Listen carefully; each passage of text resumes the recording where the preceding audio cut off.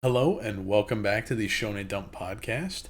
My name is Nick and I'm your host. I'm joined by my co-host and good pal, Bobby. What's good? We're going to do what we did last week and the week prior, and we're just going to cover the manga we got going on. This week's pretty good week, I think. We added two new series to our lineup, that being Aliens Area and Super Smartphone. Doron Dororon. We're just continuing the fights that had been occurring in the past few weeks. And so they're just kind of fighting the parallel ogres. Dora and Naotora, they're like both each fighting like one ogre, one of these like ogre guys. And yeah, they did the big energy slash, and hopefully we're gonna be moving on from it soon. We're kind of dragging on and it needs to like do something that maybe other series don't, because right now it feels kind of bog standard. Yeah, there's definitely a couple things it does really well in terms of like the paneling and the flow and like how well the art reads and stuff. Like I definitely think this is a series that like goes down easy. I just don't know how much I care about like what's actually happening. Like they're really good at selling what they have. I'm just not sure if what they have is something very of interest to me. We'll see. We'll see as the coming weeks go. Maybe once they get out of this arc, it's gonna be much better. But for now, I think it's kind of cool that they're characterizing the relationship between Dora and Kusanagi in a way where it's like Kusanagi's just kind of like taking the lead, in certain instances during the fight. So it's kind of more of like it's more of a partnership and less of a Dora swing Kusanagi around type of thing. Blue Box, Hina and Shinatsu are watching his game. Yeah, and you see like each of them, they're not like watching together.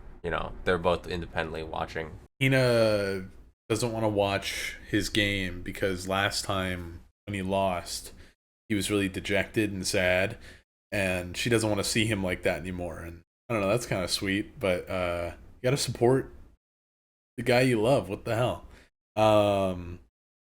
And then there's Chinatsu explaining to her friend that she lived with Taichi, and that whole situation kind of unraveling. I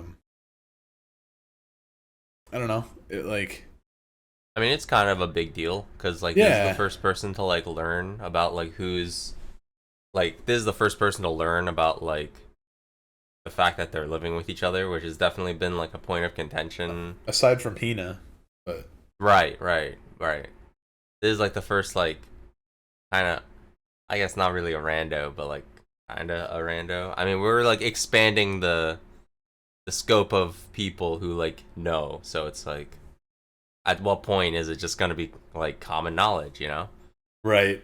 I don't know. I'm kind of excited for things to pick up. Like I expect, like I just want like what I want this series to be at this point. Now that we've seen all the different kind of sections, I just want to put Taichi in a room with one of the two girls and lock him in there until the scene is over, and then he leaves that room and goes meets up with the other one, and then maybe those two girls go and talk, and just forced interaction. I just want interaction because like little comments are cute, and I guess we did get a little bit pushing forward with someone learning about that she lived with him, but the main bread and butter I think is like him talking to either of these two girls. When he's not involved, I'm slightly less interested because I feel like he's like the point. So when they're just talking about liking him or thinking about liking him and he's like not involved in any way, it kind of feels like, come on, put him in there. One thing I was kind of curious about was like the very last line in the chapter where Chinatsu was like, well, it's not like he was a total stranger, because the guy was worrying like, because obviously he's hearing this for the first time and he's just like, that's a girl. Because she was like, what if he's a total perv, because like he just doesn't know. And so it's like, okay, like Chinatsu's like, well, it's not like he's a total stranger. So it's just kind of like, okay, is there something like is this something that we know or is this something that we don't know? Because I read it assuming that this is something that like she's talking about something that like we're not sure of. Like this is like feelings that she had that we like didn't know about previously. I took it to mean that they've just been like early morning gym buddies for like a year. But that didn't that start before they were like, or that started after they had like already been. No, the series started and he was like inner monologue of like, oh, I love coming to the gym early because I get to see her, and then like at the end of that chapter, it's revealed that she's coming to live with them. Hmm. I don't know. But Right. like they didn't. I guess They didn't. I didn't get the feeling back then that they had much interaction. Yeah, that's kind of what I was getting at too. But Yeah, but that's just what I read it as like this week. I'm not. Could be. I guess like it's a familiar face at least. I don't know. Is what she Mm-hmm. meant. But maybe we'll go into it a little more deep like next week or something. But like something more from her perspective rather than just like this kind of like view that's centered around Taichi. Maybe we'll get something more from like Chinatsu's POV. Like maybe that would be pretty interesting to see. Yeah, I don't think we've ever had like kind of like her perspective for more than like a chapter. Be cool to get some sort of flashback or something from her perspective. Yeah, I mean, I guess just to like leave off with a question of like just like expectations or something for like future chapters, because like there's that part where Hina's like, I can't like, she was essentially kind of just saying like, oh, I can't really take it when he's like sad because it like showed like she can't come to see Taiki like that, which is like when he's kind of sad and depressed that like when he loses in like badminton, and it's just kind of like, I don't know if because like the way I interpret that, like as a person who like thinks way too much about like every interaction, I'm just kind of like, oh, so what? Basically, maybe she's not like a super good fit because it's like I don't know. Like I feel like that's not the type of thing you can just kind of run away from if this is someone that you kind of like want to be your partner. You gotta like stand with them like in those moments too, you know. But I don't know. We'll see. No, I don't know if she was really running away. I think she was just like kind of like not wanting to see it happen. And like the thing is, like it's not like she didn't try to be there for him in the moment when it had happened. She like, you know, I'm pretty sure if I remember correctly, she went to go like comfort him, and he just wasn't interested. He just wanted to be alone. And I don't know, not wanting your person you're interested in to be sad, I think is a pretty normal thing. But they're not even dating, so like, it's not something that she can really be there for him right now in that kind of sense. So I think it's a little unfair to say something like that. However, you gotta think about these kids are young and don't think completely rationally. So I don't know. Yeah, no, definitely fair. Definitely fair. Super Smartphone. This is one of the 2 new series that we added onto our reading list today. I, going into it, saw the title. At the time when it first came out, did not have a description at all. Looked at the first page and was completely turned off. I thought it was going to be something really dumb.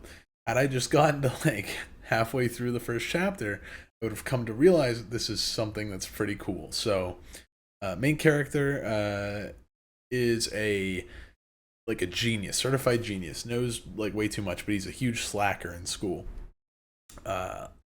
Started the slacking kind of all started from like a trauma that he experienced as a young kid. His younger brother just disappeared.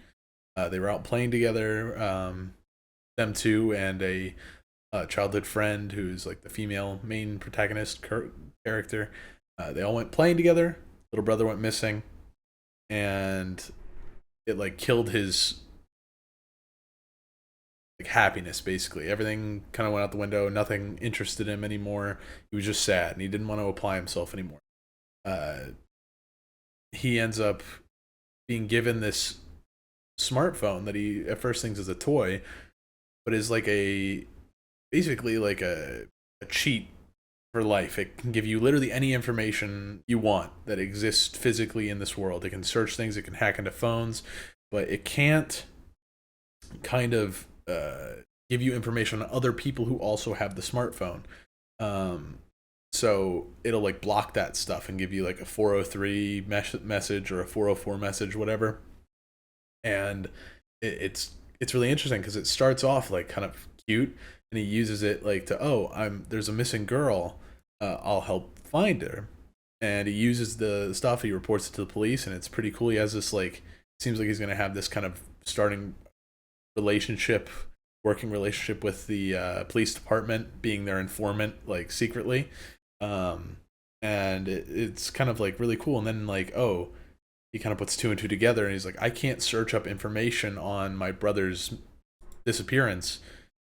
I think they might be tied to, he might be tied to like another user. Like they must have, another cell phone user must have been the one to erase my brother or like kidnap him or whatever has happened. We don't know yet. Very interesting, very intriguing. Series is pretty cool. So far, really looking forward to it. Very pleasantly surprised. What about you, Bobby? What did you think overall? Yeah, I definitely think that the premise is something very, very interesting. I'm seeing a few connections between this series and like similarities between like stuff like Death Note. Like it seems like they're trying to really like emphasize like a cat and mouse kind of like dynamic in this like really interesting like pseudo mystery detective story. It's like I say pseudo only because the dynamics are a little different than like in Death Note, because in Death Note the Death Note is a means to an end, whereas in this series like is a kind of just way to kill someone, you know. But in this series, this the smartphone is giving the user information, and the information is up, it's like how it's used and the way it has to be found is like very like specific in terms of like the rules surrounding it. And so it's, the main character is very powerful as well as the other smartphone users, but it seems like they're gonna have to be extremely roundabout in the way that they kind of uh go about trying to interact with each other. It's not as easy as like, oh, or it's not as easy as Light writes in the Death Note, yeah, this guy like basically does like a pirouette, like screams on TV, and like has a sign that has exactly what he wants to say to L. Like there's like the one because like in like the most recent chapter, the one guy who's like the head of the business, he he sent like the message that was directed towards the main character by messaging someone else anonymously the message that he knew that he would look through like the emails for. And I was just like, whoa, that's like kind of next level. I do think that series like this are kind of scary for me personally, because it's very frequent that in these series that are supposed to have these like extremely intelligent main characters, that sometimes the writing gets a little bit like difficult to manage, because when you're trying to write a character that's like quote unquote smart, you don't need to be like smarter than them because you have more time to think about things being the person who makes the story. But it's really easy to get kind of caught up in the logic and like seeing it like how far can you really like start to assume things before it's just gut feelings and, oh, they were right because they were smart, you know. But I do think that there is a lot of potential here, and I definitely think that this is a dynamic that is kind of missing from a lot of the Jump series right now. Yeah, I definitely got the Death Note vibes. Something I also thought that it was like, ooh. But I also was like, okay, this is a super smart character. Like Doctor Stone has just ended a couple months back, and I felt that sometimes like the fact that Senku was like a super genius kind of kept him out of, like, we weren't able to be in his head a lot of the time. We had to like see the plot through him, through a secondary character's eyes, because we couldn't understand what he was thinking, and I don't think the author really knew what Senku was thinking at the same time. But with this one, like, I was kind of thinking that like, oh, is he gonna be too smart to write for? But so far, like, he's not like saying anything like super complex, but like the logic behind his actions is all very like clear, but definitely on like a higher level than like your standard shonen protagonist. So I think it's pretty good so far. Mm-hmm. Um, I like that the hoops to jump through are pretty complicated, however understandable at the same time. Um, I think it's very good writing. The smartphone is also a bit like it seems like it's like a maybe a bit sketchy. It's saying things like get more points, like it doesn't matter your morals, like gain points, you unlock more features the more you use it, and like the more of an impact you have, the more points you get. So like if you were to commit a criminal act with the phone, you might get more points than just like, oh, I got some info. Yeah, it That's pretty seems cool. like there's actually a couple things I was thinking about that. So the first thing is that like it actually reminded me of like a dynamic like because it definitely seems sketchy, and I thought of a dynamic in like an anime that I don't think you've seen, but I'm a pretty big fan of. Puella Magi Madoka Magica, which light spoilers, by light, I guess maybe major. But in that series, like, there's the small little like mascot character, because that series is like it's kind of a subversion on the magical girl genre of like anime before it. And so the way that series is usually in magical girl anime, like stereotypically you have like the small mascot who like is the one that gives you your power, and like they're kind of there so that they can help like act as an assistant so that they can like or like an onlooker, or like maybe like a moderator or like something along those lines. Like they're not directly involved, but they're kind of there guiding the magical girl to like do good and whatever. But in Madoka Magica, there's like it kind of flips it on its head, where the cute mascot character is actually kind of creepy a little bit, and it's at first you think like, oh, if the magical girl can like get enough of these witches seeds, which is what they get when they like beat the big monsters, then they'll basically be able to fulfill any wish they want, you know? And in the same vein, I think in this series it's a little suspicious how like they're getting these points, but it's like we don't actually know what these points are for.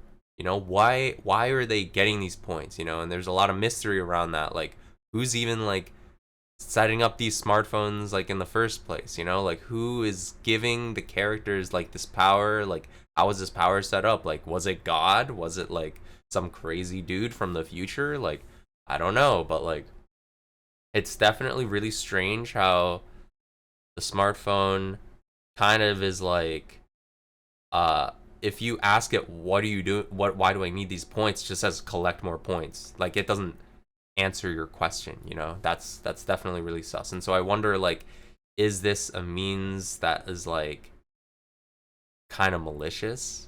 I have a couple theories. Yeah, the like point system, the there's another dynamic going on as well where there's apparently several people using these smartphones, and the only one who gets to keep the smartphone is somebody who goes and gets like 1,200 something points. The first one to achieve that goal gets to keep it. The rest lose it. Um, and so it's like kind of a race as well, because like the main character is doing good deeds with his smartphone and like you know reporting crimes, doing stuff like that, and getting points. Like the he's like only getting like one or two per like thing he does, whereas the bad guy is doing like a bunch of like really awful stuff, and it's getting him a ton of points. So it's like, is the main character gonna have to start doing like immoral bad stuff to get points faster so that he can keep the phone? I don't know. It's kind of interesting that kind of clock, like ticking clock on the whole situation. Yeah, it's definitely important to note that the way that the phone judges like the actions, because every time you use it, it's not like every time you do a search you are getting a point. The metric that they're using is the societal impact of how you're using the searches is what's rewarding points. And societal impact is not an inherently like positively or negatively connotated word. And so it's kind of like, okay, it's rewarding points not based on if you're good or bad. It's rewarding points based on how big of an impact you're having on the world, because the main character had a point where he was like, it's kind of weird that like I'm stopping all these like major crimes, like, and I'm not like, I'm stopping all these major crimes and it's apparently not having a huge societal impact.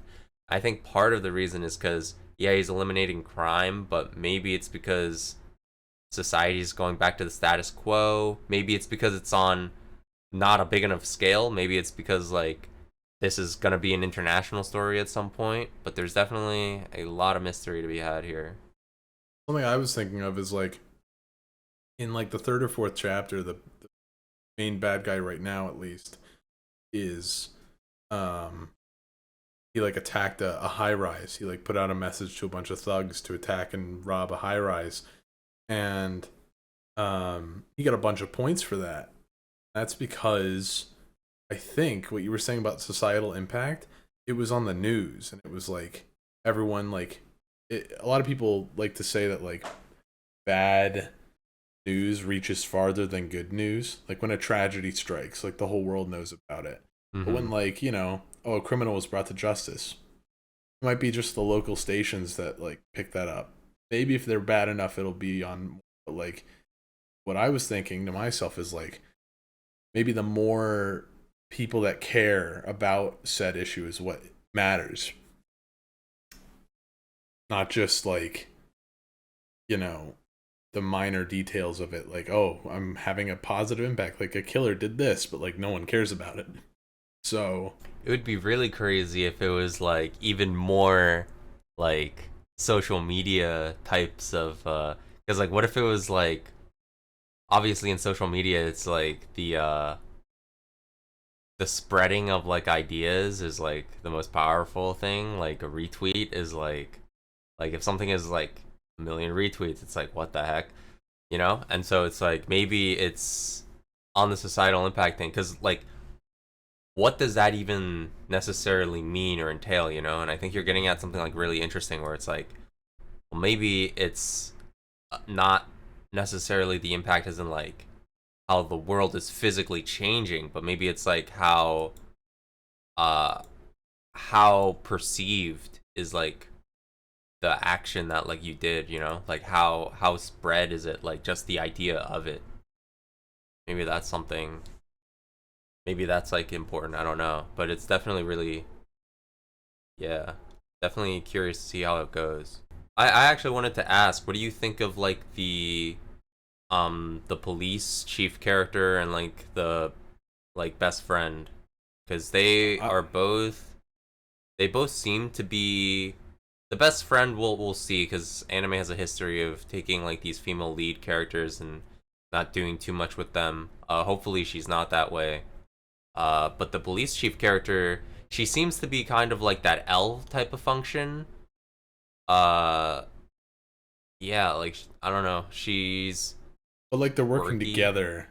They're like working together. It's not necessarily exactly Ellen Light, because technically main character's helping her get like perpetrators and stuff. Yeah, I was more so referring to like the way she's like characterized as like, oh, she's like working within the police and like she's a very like quirky savant-esque type of like person.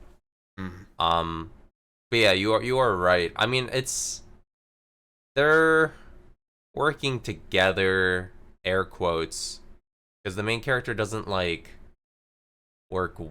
I mean, he's looking to work with them, but at the moment, like he's technically not.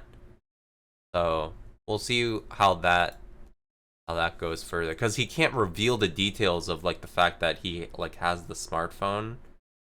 So I don't know to what extent the like police tips and stuff are gonna continue, because it seems like if he wants to interact with certain things in a meaningful way, maybe he'll have to do it through the police and not directly. But I don't know. I mean, he just kind of showed up to like the high rise incident like on his own, so maybe, but we'll see. But to answer your question, I do like them so far, both characters. I haven't really been given much time with them, but so far I'm pretty positive about both of them. Yeah, no, Or, I'm definitely really interested to see where the series goes. I definitely am curious to see like just a lot more about like the whole setup here because it has like a lot of like really like death game type of vibes.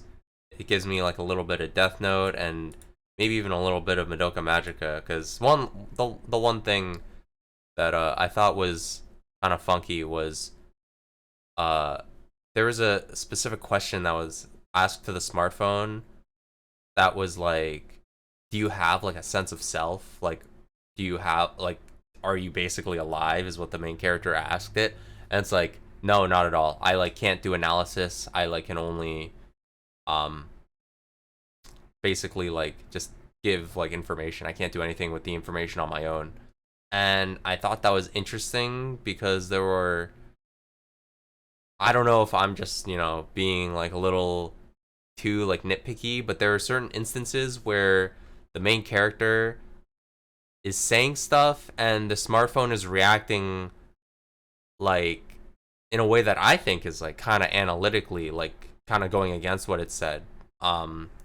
Where the smartphone is basically analyzing the main character's like traits and habits and stuff. There are certain points where I feel like the smartphone is definitely not what it is always saying that it is, because I feel like it definitely has an idea of what the main character is like, and it's kind of judging whether or not his actions are consistent or not. But I also feel like it's a little bit more than that, and obviously we'll continue to see as we go. My Hero Academia. Dude, is Jiro gonna beat All for One? Bro, why is Endeavor down? It's well, you previously were saying like you expected him to be the one who's gonna like beat him, but I was just saying like the way it was shaping up, it looked like they didn't want him to be the one to beat him.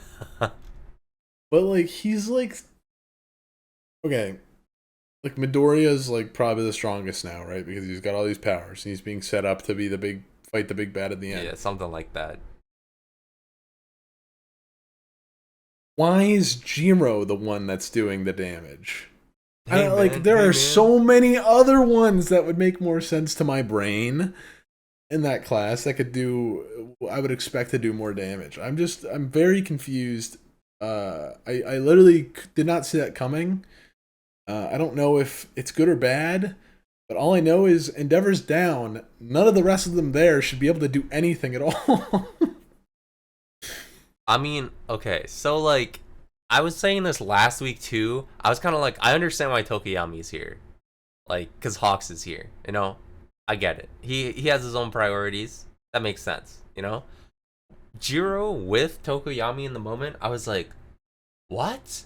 And I don't really understand strategically why she was chosen either. Like, why she's here. Like, I don't know. I mean, apparently it's because she can like reverberate the heartbeats of like the people's quirks in All for One, because they were like holding him back or something. I don't know. I don't really know what that was about. Like, was that just like, is this something that we know that she could do, or is this like power of friendship like BS? Because like, I don't know, it was feeling really power of friendship to me. Yeah, there's My Hero's had a lot of power of friendship situations. I don't know, man. I don't know what to expect now. It feels like at this point, like Horikoshi's just making up whatever. The first instance I thought that was with like Todoroki beating Dabi in the same chapter their fight started in, like with a move that didn't exist before that chapter, that the first like 4 pages were flashback for. And like now with Zero set up, Jiro can do this. Yeah, because I don't think we've ever seen her like fight a villain before or anything, right? It was because her like story. She's been support. She's been like support the whole time. Yeah, like her like her individual story arc was like kind of like the school festival thing, right? And it was kind of Mhm. like her backstory kind of, I don't remember if I remember correctly, but like wasn't it like she wasn't super passionate about like being a hero in the first place, or Mhm. how is I this think it's she couldn't just decide between being a hero and a musician or something. yeah. Was that even like really resolved? I can't remember. Like I don't cuz remember either. I just remember they like finished with the band thing at the school festival, and I was like, okay. Like I don't know, like what I don't really understand the significance of why it should be her that, like, you know? Like, okay, class class A and class B have so many heavy hitters. And like maybe we're just small brain and we don't understand why she's like the most powerful. But like it was never brought up that she could do this. Like if we had known that she could contact the souls of the previous quirk owners, which it would only first off be able to be found out on two people that are alive so far. Uh like we would obviously pick her for this fight because yeah, but I just don't understand aside from Horikoshi being like, well, yeah, she can do that. Of course she's going to be in this fight. Why she's there. Like, Yayorozu can make literally anything out of her body fat. She could make like a super like Tesla cannon, shoot him in the head, dead. She can make heartbeat vibrations. Yeah. It Jiro, like, I just don't understand why she's there. I don't get it. Like, other than the meta explanation of Horikoshi needed her there so she could do that, do the resonate with the quirks people the heartbeat thing. Like fine if that's what he wants to do, fine. But like, there's literally we've got no indication that's something that she can do unless she didn't do actually anything. And they just decided to act against All for One right then and there. They're like, "Ooh, this is our chance. We're gonna rebel." But that wouldn't make sense either, because why right then? yeah, it's really ridiculous. Like I don't really cuz I mean, I don't know, like I I don't know, like is Jiro the embodiment of friendship more than everyone else like in class 1A? Like I don't know, man. Like it just feels like so out of left field. Like I mean, I guess if you really want to be glass half full, hey, I didn't expect this to happen. Whether or not this like is an earned moment is something completely different. Like I don't know. I mean, I guess Hawks did something too, right? Not really. What did Hawks do? He's just he flying around. he like is hitting the same spot over and over again so that it was cracked enough for it for the all for one mask to be to get cracked. The pro heroes don't matter. All that matters is that class 1A is better than everyone. They can do anything they want. They're gonna just win. And Koichi's gonna come in. He might not even be needed, dude. He's gonna job. If Koichi comes in, he might just be a jobber, bro. Bro, he's gonna get in here and Horikoshi's gonna kill him. He's just gonna be like, "Oh look, we got backup," and then he's just gonna get shot in the head, and I'll cry. Yo, man. I don't know, like it's just what's crazy is that like um you know what? I get it. I know why it's Jiro now. And it's really dumb. I understand now completely. Cuz there's a couple lines that I think are like connecting my brain. I think I get it. Last chapter, she introduced like herself like coming in to the fight as in like I'm not just going to be a jobber or whatever. Like she was using that wrestling term. For those of you who don't know, a jobber is a character who like um they're set up to fight someone and then they lose, and the purpose of their loss is to prove how strong the other person is, right? And she's like, I'm not gonna just be like a throwaway. And in this line, she was saying like, uh, I think it was her who was saying this, but I think she had a line that was like, "I'm not just gonna be like an extra or whatever."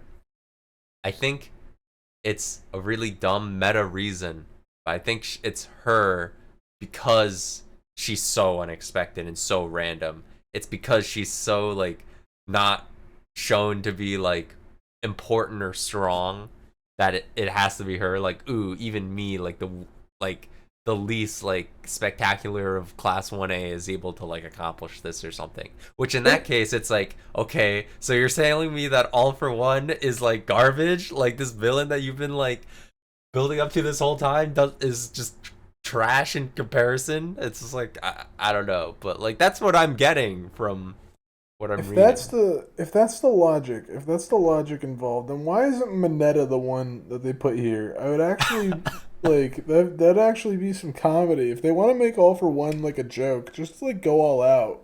Don't make it serious. Oh, it's frustrating like being invested in this series. Like I want to like it so bad, but it's just giving me so many reasons to just be sad. Yeah,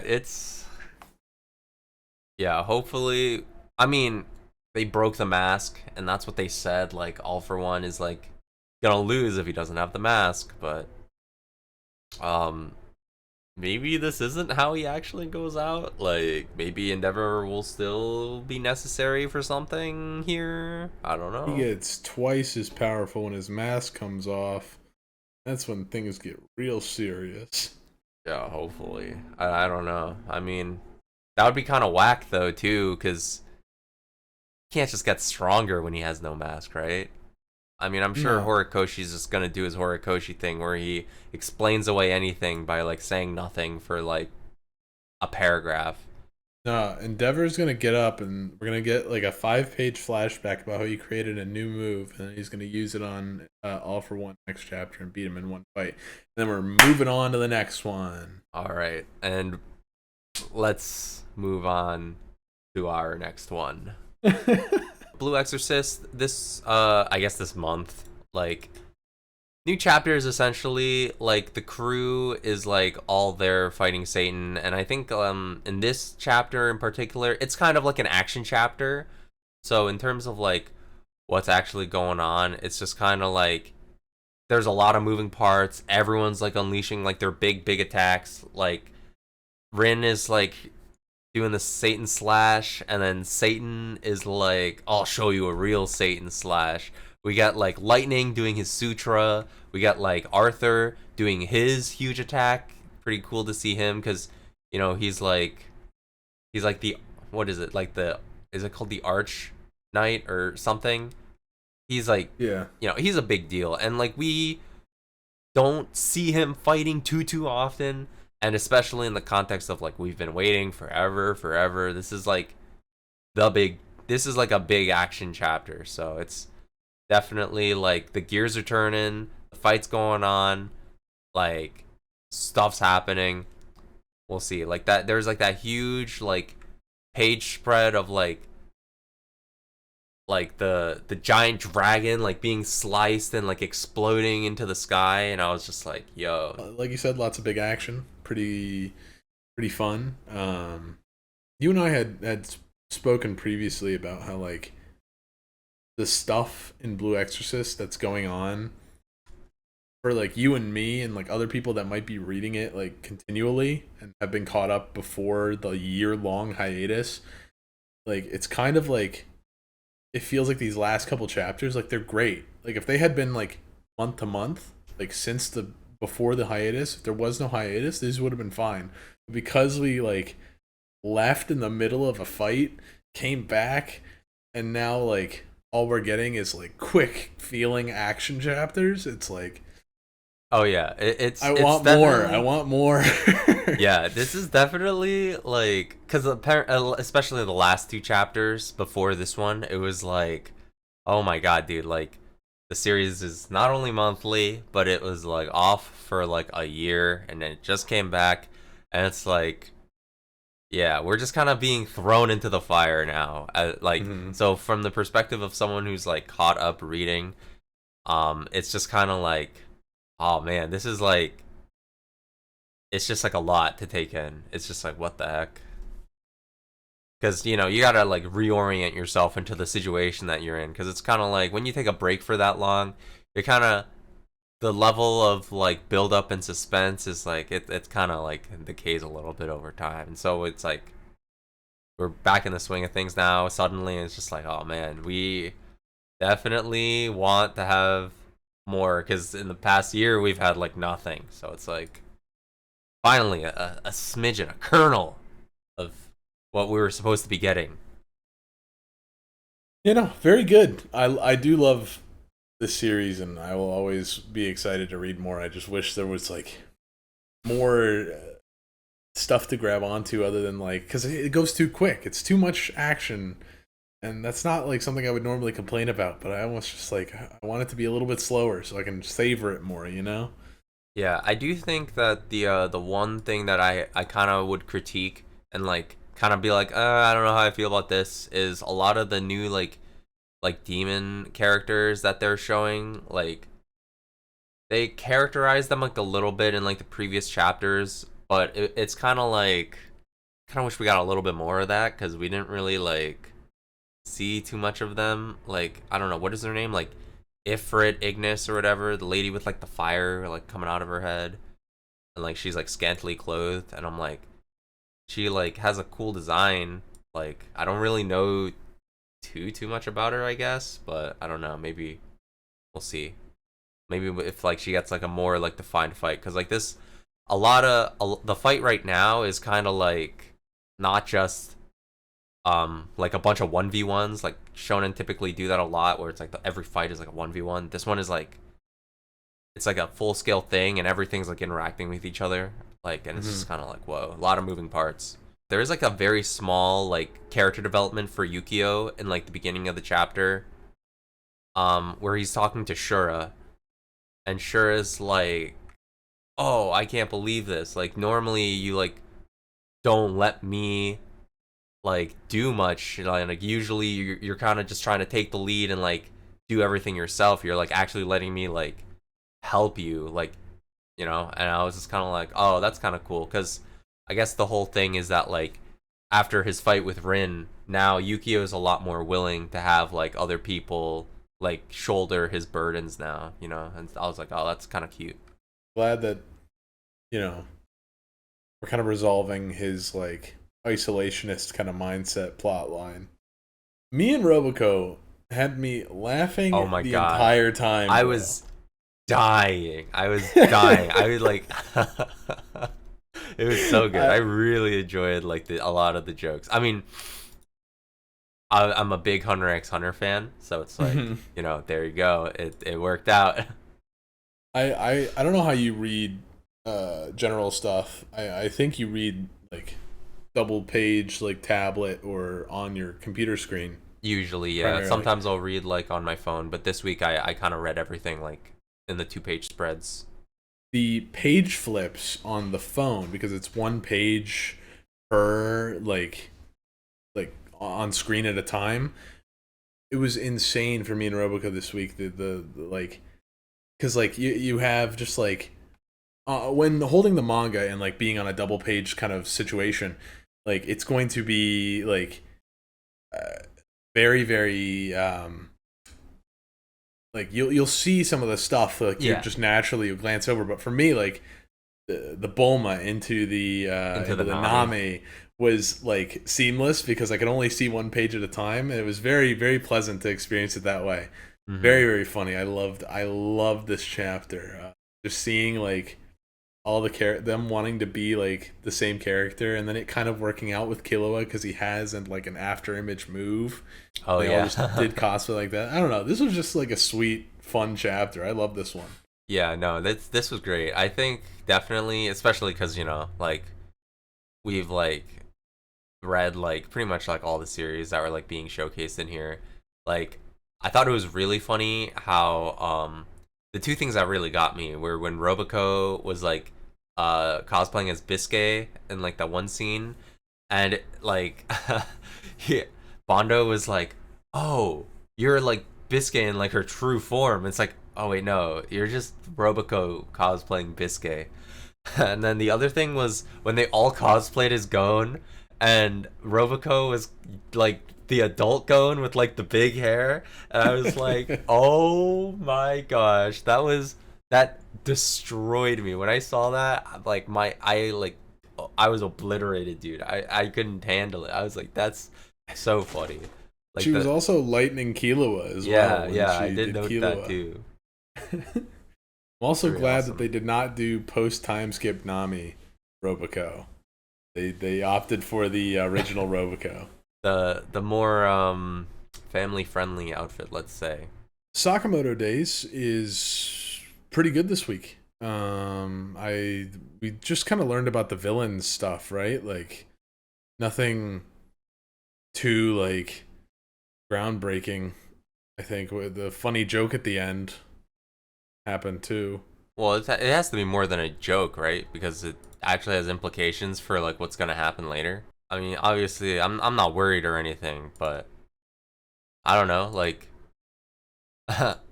it's kind of like it's still a plot twist, you know? Like I think it's just a Sakamoto way to failing. like. I think it's just a way for Shin to like prove himself. Well, they're gonna have to take care of this like somehow, right? They're not just gonna like blow this off and be like, oh, it's okay that Sakamoto's like not gonna be in the school. I think it's just gonna be like, oh, I guess Shin's gonna have to take care of the whole situation himself. He's gonna have to do it himself. You think so? So, like, I expected something that's kind like of what his arc has like been going to. I was actually kind of expecting something like Sakamoto's like, because I don't know, like I expected them to like go to school with each other and like we'd have like a whole arc where they're just like in the school or something. But I don't know, maybe it's gonna be a little different. Like maybe Sakamoto's gonna be a janitor or something. I don't know. I mean, I do think that it was a cool character moment for Shin though to like Yeah, be so recognized. to like surpass his like idol was pretty cool. Yeah, I mean, I'm kind of curious to know. I'm kind of curious to know like how Sakamoto failed. You know, because I think that to me is the more interesting thing. Like, not the fact that he did fail, but like, what is the reason? You know, like I just want to know what the breakdown is. Like, how did this happen? Do you think that maybe it was like had something to do with the fact that like he was known as Taro Sakamoto? Like they just don't want him in the organization because of his reputation. Then why did they let him take the exam at all? I thought they were going under different names. I mean, regardless, I'm sure we'll find out the reason like next week. But it's kind of like I don't know. I mean, like I don't think that like is something they're just gonna blow off. Like they're not. It's this is not something to be ignored. You know. Right. Because like if I was even looking at like the little like stat breakdown like on the page, and apparently like Sakamoto was like he was like maxed out in like every category except for one thing, and then Shin's was like not even close to that. So it's like what is even that about? Like, I don't know. I feel like it's got to be something against Sakamoto himself. Yeah, I mean probably like some like weird like specific thing. I don't know. Like it's not gonna be because he's too old or something, right? Like they're not gonna be ageist, right? Or I think the head of the organization might just not like him or something. That could be the head of the explanation. organization is the one girl's aunt. No, that's probably Could not be. the case. But I don't know. I mean, we also saw like a bunch of stuff with the villains. I thought the one thing with the whole like scratch off card was like kind of funny. Yeah, that was a goofy little bit. I don't know. The villains have never been the thing to interest me in this series. Yeah, It's they're kind not of like like Mashle in a way, where like the when it gets like really serious, I kind of check out. yeah. I kind of feel that too. I'm like not super big into it. Mhm. Yeah, I kind of like it more for like the slice of life like comedy type of stuff. Like Mhm. the action scenes in this series are obviously very very good, but when the main focus is not like on like the main group of people like at the convenience store, I'm just kind of like, I can go without you. But you know, they're there. The end of the chapter was nice to see all of them again. Yeah, Which yeah, is good. yeah. We haven't seen like a few of like the what was it like the Chinese girl and the sniper guy like weren't there at all. So it's like Right. and his daughter, I guess. Yeah, no, I guess we're going into a new arc. Maybe Shin's by himself. We'll see. I'm kind of hoping that we get like a few like kind of like daily life chapters. Obviously, we have to settle this like whole like Sakamoto like failed. Like, how are they gonna, infiltrate the school now? But we'll see. Aliens Area is the new series that has started in this issue of Jump. So it seems like the premise is main character Tatsumi, he's like working a job. He has no parents, but he does have two younger siblings that he has to take care of. He's like basically grinding his like butt off trying to like get money, support his family, and yeah, like in this world there are aliens who like apparently like just exist in the world, and they don't just like exist like within society. They kind of like hide themselves like as other people, and yeah, like it seems like Tatsumi is kind of like part alien, or like he was the experiment of the aliens. He has like a little cut, like a little gash in his forehead, and like I guess that's where they implanted something within him that like lets his arm like turn black and like kind of stretch like a Luffy type of thing. It seems like it's less elastic though, and a lot more like malleable. Like he can just kind of, maybe he can like control it like with a little more fidelity.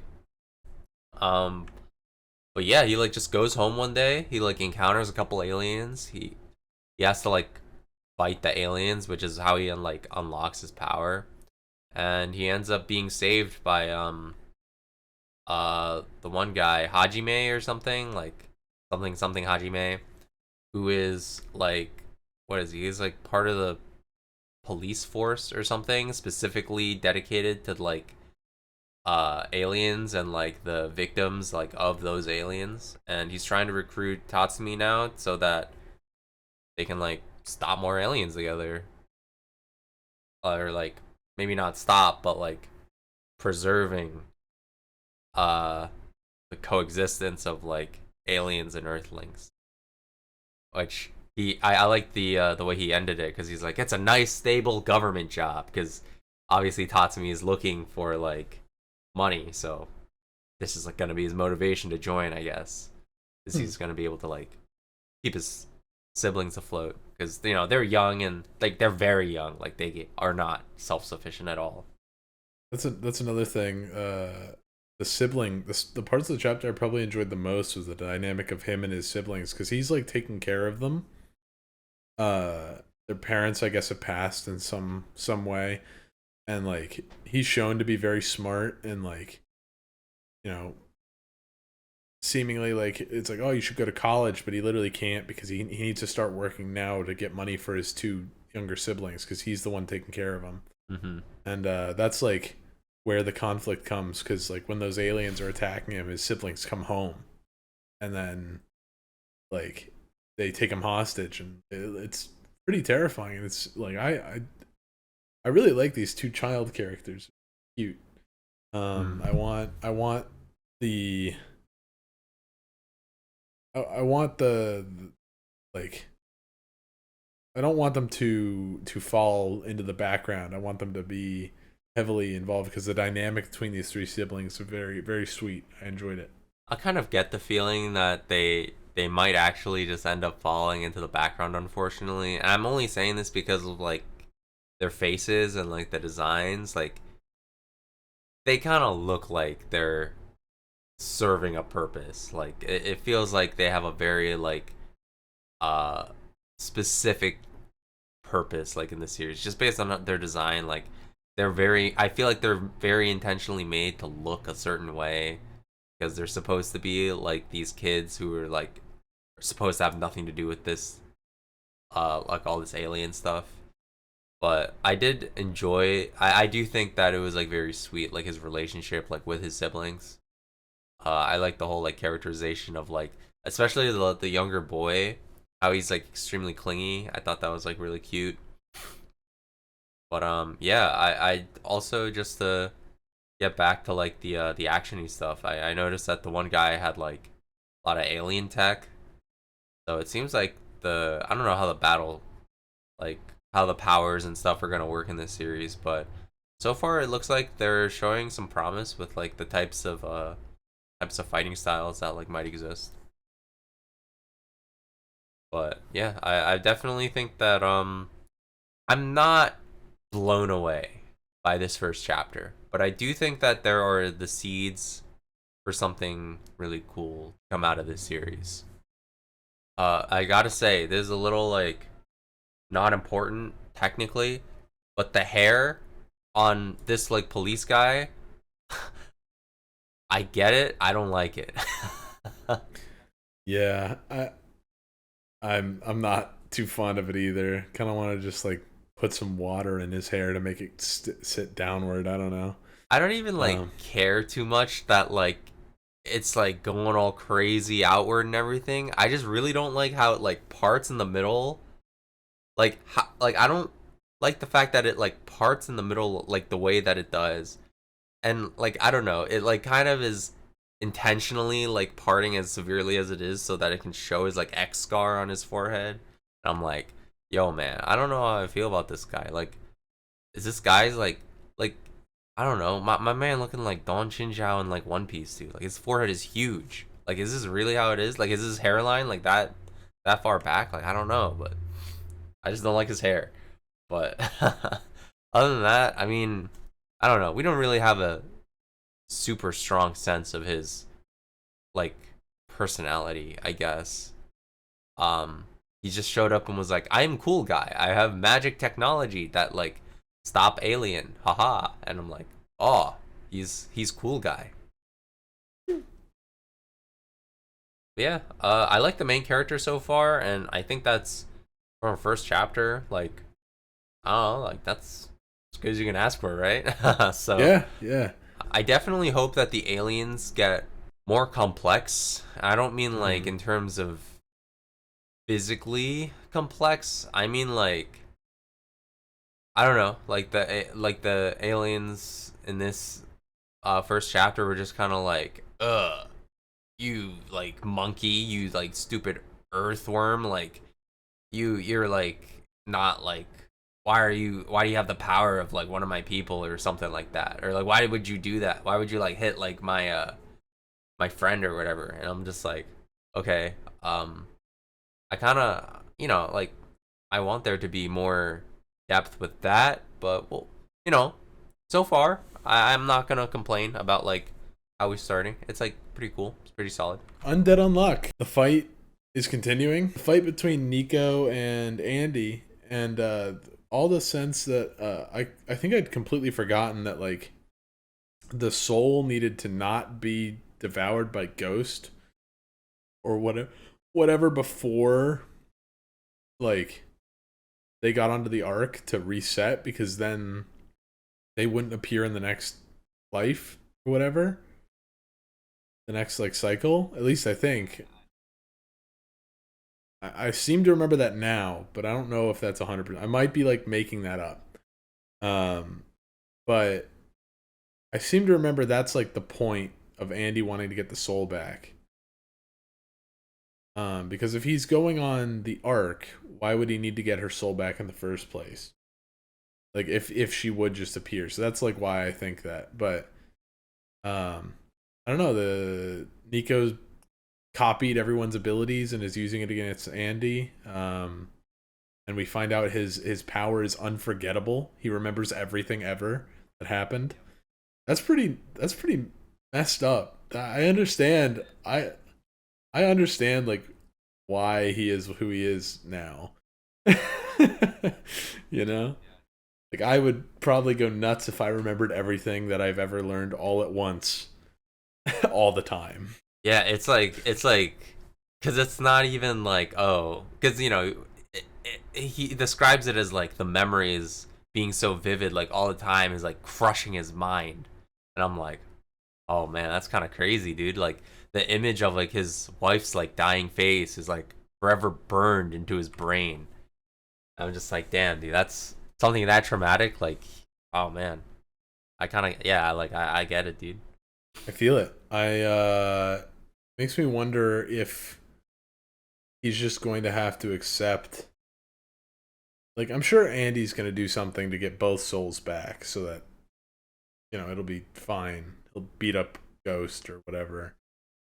But the question I have is like, could Nico just be too far gone? Like, would Andy just be like, ah, no, I just need to go and like fight him and beat him and then go? I don't know. I don't think so. I think that what's gonna happen is the fight's gonna resolve, and once he goes back, he will do like that time travel trope of like, this is the best possible course of actions I could take to achieve the goal I want. That's what he'll probably do.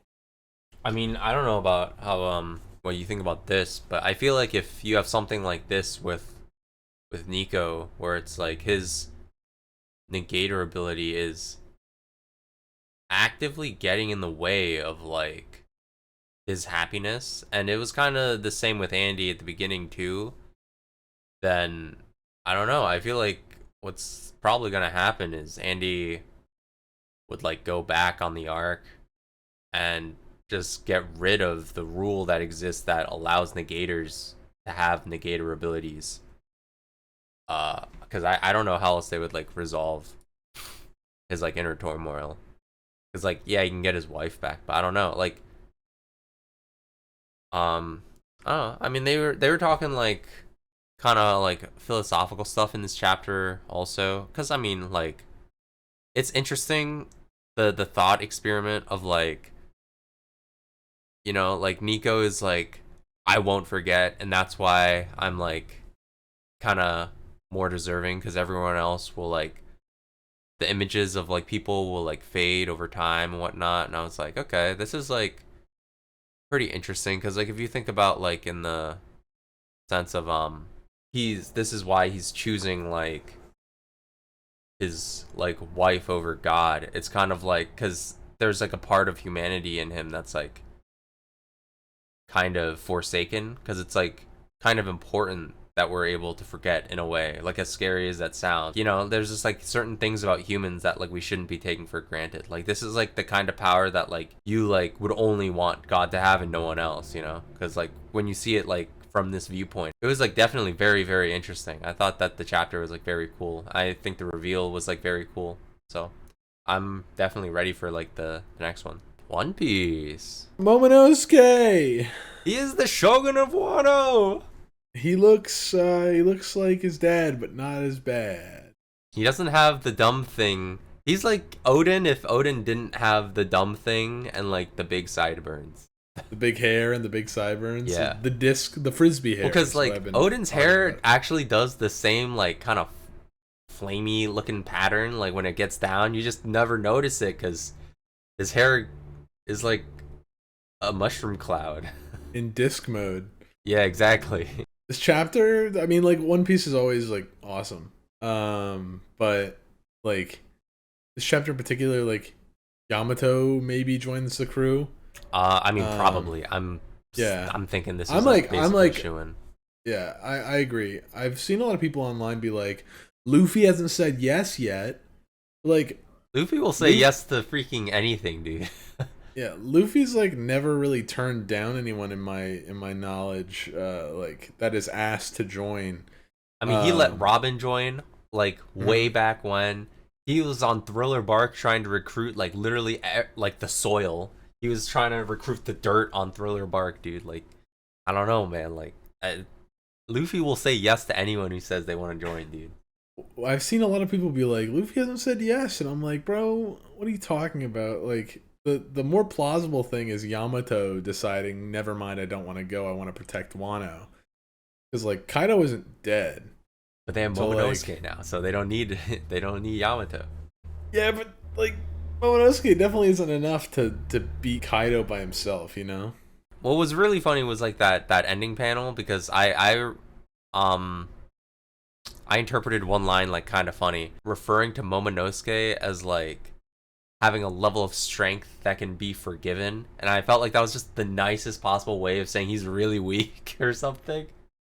Stands a handsome man of 8, blessed with great dedication and mercy, and a level of strength that can be forgiven.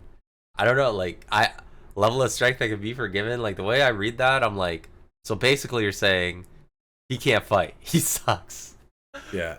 But his dedication and mercy is what makes him a great leader. I'm sure he can become strong. Oh yeah. I mean, we've seen what Kaido can do with a Dragon Devil Fruit, I guess. And he is basically that. But he has the boys. He has the squad around him. So, you know, he's got the scabbards, bro. I mean, this is probably part of why he doesn't want to like open Wano, you know? Like maybe it's like not that the people of Wano are like per se too weak, but maybe it's because he himself finds himself too weak. Maybe. I really He's also kind like of 8, so. Yeah, he is 8 years old literally, but he's got the body of like a 28-year-old. So, but I really like the one panel on the last page of his sister Hiyori just like lips kind of like puckered, like about to cry. Yeah, that was really that face good. I is like very that funny. a lot. That face is hilarious. Mm-hmm. But yeah, no, Momonosuke being revealed. Yamato probably joining the crew. Seeing the different reactions for that was hilarious. Like, of course, like Sanji and Brook are like, "Oh, I'm down. I'm down. Down you have bad. breasts. You have breasts. I'm interested." But what I find funny is Usopp and Nami, like, they're like terrified because like, oh, I'm Kaido's son. They're just like, what? No, they're like freaked out. Frankie looks confused, which I liked, and Robin was kind of laughing because like she was also an enemy. Oh yeah, I thought Frankie was like ready to scrap. I thought he was like ready to be like, "What? I'm gonna fight." I'm gonna fight. Wait, let me look at the panel again. I want to see. I don't know, because I remember thinking like, "Oh my god, he's got his cannons pointed," but well, that's because before she says I'm joining the crew, like he like is pointing at her and saying, "Oh, like he's like in a battle stance," but then like he just kind of like takes on like a arms to his hips, like hands to his hips kind of pose. He's like, "What? You're on our crew?" oh, okay, I see. Like he's like squatting down, like, huh? Yeah, like he just looks a little like confused. But my favorite one is freaking Jimbei, bro. Oh yeah, gatekeeping the shit out of the Straw Hat Pirate crew. No, I was actually gonna mention like I love like seeing like him interact with the rest of the crew because I know that was a concern for so long. Like, is Jimbei's personality really gonna like mesh with the Straw Hats? But it seems to be fine so far. Yeah, it's just like a different like dynamic being added, which I think is fine because he's just like, I think on his own, you know, he's definitely not like a funny guy on his own, but I think he's like adding the spice of like trying to be too serious, you know, like contrasting him to everyone else just makes everyone else like even more funny to like and ridiculous in a way. I think that's cool. A lot of people have like a complaint that like he doesn't really belong yet, right? And like he hasn't really been truly accepted in. So like having that on my brain, being like he's such a fresh crew member, he might like feel threatened by this new. Oh my gosh, that's funny. That's a funny idea. That's all I could think of. I'm sure that's not like because he's like a mature, serious guy, so I'm sure he like wouldn't actually care. But in my head, that's all I'm thinking is just like he's like, I just joined. I can't be upstaged by a new. Like, that'd be really funny if we found out that was like a thing. But yeah, I think he's probably like, just kind of content. He's chilling. He's just like going by his own values. You know, Luffy is the captain in his mind. So true. I just. Hilarious turning that page to him being gatekeepy on a crew he just joined. Yeah, I'm definitely yeah, I mean at this point, what do you say? Like Wano's like over, right? Like they gotta, I mean, I give this my prediction is that like they're gonna spend maybe one half a chapter on like them partying in Wano. And I think after that, we're probably gonna see the like world reaction to what just transpired, and I'm really excited for that. We've got like 3 more chapters in Wano. You think you got like 3 more? Yeah. So first off, starting off 1, We got the party. That's gonna happen. Maybe like half the chapter. 2 is gonna be like Big News Morgan's, like kind of learning about the story and publishing the paper, and that's gonna be like number 2. Maybe that'll be half of the party. Then it'll be like them kind of like discussing leaving. That's gonna be its own chapter. Like, oh, we gotta pack up. They're getting ready. Like, thank you, we love you.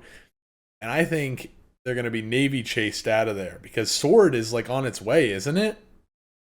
Like, isn't there like Marines like on their way to Wano right now? The CP0 guy was there, literally. So yeah, like I guess I'm pretty sure that wasn't there like a chapter like 30 chapters ago, like where they were like the Navy ships were like surrounding Wano.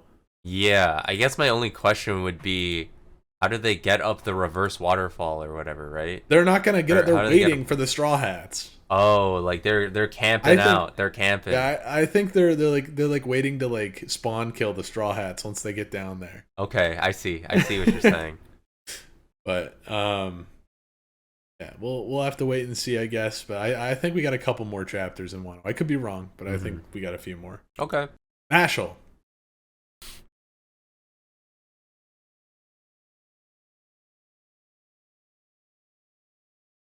Yeah. Choujin X. Mashle. I don't know. Another chapter of like it's like the same joke as last week, except I guess we have to like learn about like other guys that exist. Yeah, there's like a little bit more. I don't know. The one dude who looks like Godot from Ace Attorney, he shows up. I like seeing him only because he looks like Godot from Ace Attorney.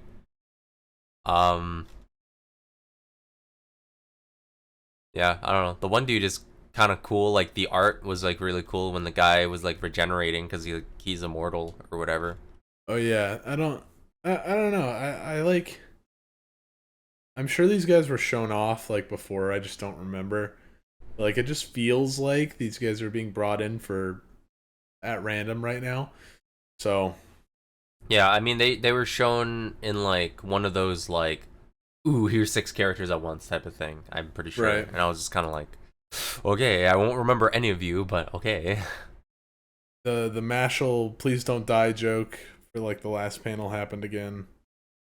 Yeah, it was literally the same joke in the same page of the new chapter. I'm yeah, I don't know. I'm just ready for Mash to like wake up, punch people, and win. Yeah, I don't know. There's still like literally nothing to say. Yeah, I kind of want them to like go back to the school life, so they can just gotta dick around again. His father's like an evil dictator guy or something. Yeah, and all of his siblings are here, like kicking butt. It's just like, I don't know. It's just difficult for me to feel invested. Yeah, same. Choujin X this week was so good. This might have been my favorite. This might have been my favorite chapter to come out of like the things that came out this week. It's pretty up there. It's definitely like, cause you know I feel like we've both been feeling that like the best friend is like jealous of Tokyo, and like for some reason that we didn't quite understand until very recently, seemingly, that like Tokyo has like hidden potential he's not like living up to because he doesn't care and doesn't try. And like he was like jealous of the fact that was a thing. He seemingly had to work for his own stuff, and so they're fighting, and he's beating Tokyo. And there's like a system we didn't quite know about that they die and revive Choujins when they pass. They kind of regenerate, but they lose part of their humanity every single time they regenerate, and that's what is happening to like Tokyo. He's becoming more and more monstrous, and then he suddenly is able to win. He's able to beat his friend, and in the process he realizes the friend, he kind of comes to his senses a little bit, and he's like, oh, like I lose here, but I didn't just lose the fight, I also lost probably like the one person who thought of me as like his hero, like genuinely. And just like the imagery was so good, dude. Oh so yeah. good. Yeah, it was really really good. Like the action was really good. I like how they were like intertwining like flashback into like it was just like the action was incredible, and like the spreads, the art of Choujin X is definitely really really good. Like it's just so like the really like dark and gritty aesthetic is like it's really like mastered. It's really cool, and I just like, yeah, the mechanic of like the Trojan like dying and reviving, a little bit random in my brain. I was like, what the heck? Why this? I feel like maybe we could have known about this before, but I think regardless, it was the execution of it is like really cool. And I do think that the whole like realization being made in like Ozma's brain of like I'm not his like hero anymore. He can kind of stand on his own a little bit was definitely really interesting. What I'm really curious about though is how this whole like losing humanity thing like really affects Tokyo, because it was a little vague. It was a little vague, so I do wonder about like what the implications will be. But the chapter on its own I think was really cool. Like the whole reversal of the fight and everything was just like very very very cool. I just want to highlight like one part of the fight where it's like Tokyo like turns and he like does this big like I don't really know what it is, like I guess it's like a cloth spiral drill thing he like hits Azuma with, and like the text that like says like it was not defeat to which he first succumbed but the fear of losing. I was just like, ooh, they were made differently. I just thought it was really cool because like I don't know, it's like it's a very like subtle like piece of characterization that like is like a distinction that I feel like it's neat, because like someone could like look at that and be like, oh, it's like pretentious anime nonsense, but I think it's cool because it kind of shows that Azuma is not in it to like win. He's kind of like doing it to like protect his own ego is like what I'm getting from those lines. I think that's really cool, and it's consistent with like the thing he feels at the end, where it's less about he wanted to be looked up to. It was like important to him that he was like looked up to, and now he lost it because he was like selfish. Very cool. Very cool. Very very cool. But yeah, this week mostly positive. I'd say like 90% of the things we talked about is very very high praise. Obviously, the art is all in all of these series is always very phenomenal, but specifically, Choujin X, One Piece, and me and Roboco had me cracking up. Wonderful week. Looking forward to the next. Yeah. What about you? Any closing thoughts? Yeah, I mean, definitely solid week. Did miss Jujutsu Kaisen a little bit, only because not because like I don't know, just thinking like next week we'll have to go back to like Kinji fighting is like making my brain explode. But I kind of want to get that over with as soon as possible. But you know, yeah. Other than that, we had 2 new series. They both look like pretty promising in their own right. So I'm pretty excited. Yeah, and I guess with that, please like and subscribe. Consider commenting. We'll talk to you down there. We appreciate you, and I guess next week we'll hopefully have you guys tune back in. We'll get this out on time, and see you then. I guess. All right, peace. Peace.